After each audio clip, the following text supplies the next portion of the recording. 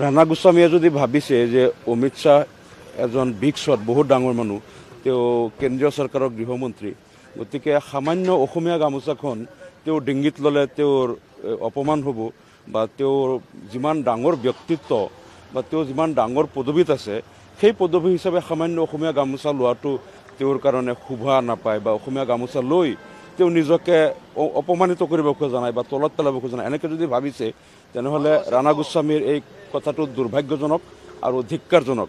কাৰণ অসমীয়া গামোচাখনত যিটো সন্মান, তাতকৈ অমিত শ্বাহৰ পদবীৰ সন্মানটো বহুত বেছি। এই ডিফাৰেঞ্চেটটো আমি নকৰোঁ, কাৰণ এইটো আমাৰ অসমৰ এটা জাতীয় স্বাভিমানৰ প্ৰতীক হয়।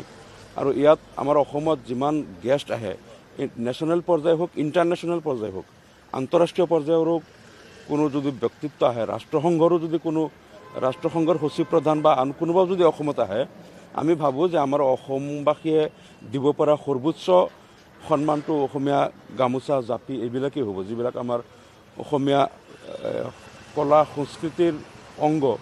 গতিকে আমি আন্তঃৰাষ্ট্ৰীয় পৰ্যায়ৰ কোনো নেতা আহিলেও তাকেই দিম, আৰু তেওঁলোকে গৌৰৱেৰে সেইটো বৰণ কৰিব। আমি দেখিছোঁ আগে পিছে যে অসমত যিমান ডাঙৰ ডাঙৰ ব্যক্তিসকল আহিছে, তেওঁলোকক অসমীয়া গামোচা দিলে সন্মান সহকাৰে তেওঁলোকে লৈছে। গতিকে অমিত শ্বাহ ইমান তেওঁৰ কি প্ৰট'কল থাকিব পাৰে যে অসমীয়া গামোচাখন তেওঁৰ ডিঙিত ল'লে তেওঁৰ প্ৰট'কল ভায়লেট হ'ব বা তেওঁৰ সন্মান লাঘৱ হ'ব। এই কথাটো অতি দুৰ্ভাগ্যজনক। মানে অমিত শ্বাহে গামোচা নোলোৱাটো যিমান অপৰাধ হৈছে, অসমবাসীৰ প্ৰতি যিটো অসন্মান হৈছে, এই বক্তব্যটো তাতকৈ বেছি অসন্মানজনক হৈছে। কথাটো এনেকৈ মিন কৰিছে যে অসমীয়া গামোচা ল'লে অমিত শ্বাহৰ ডিগনিটো বা তেওঁৰ যিটো ব্যক্তিত্ব বা তেওঁৰ পদবীৰ অপমান হয়, গতিকে তেওঁ প্ৰট'কলৰ কাৰণে লোৱা নাই। কথাটো এনেকুৱা বুজাইছে। ৰাণা গোস্বামী আৰু বেছি অপমান কৰিলে অসমবাসীক। এইটোক আমি ধিক্কাৰ জনাইছোঁ, গৰিহণা জনাইছোঁ।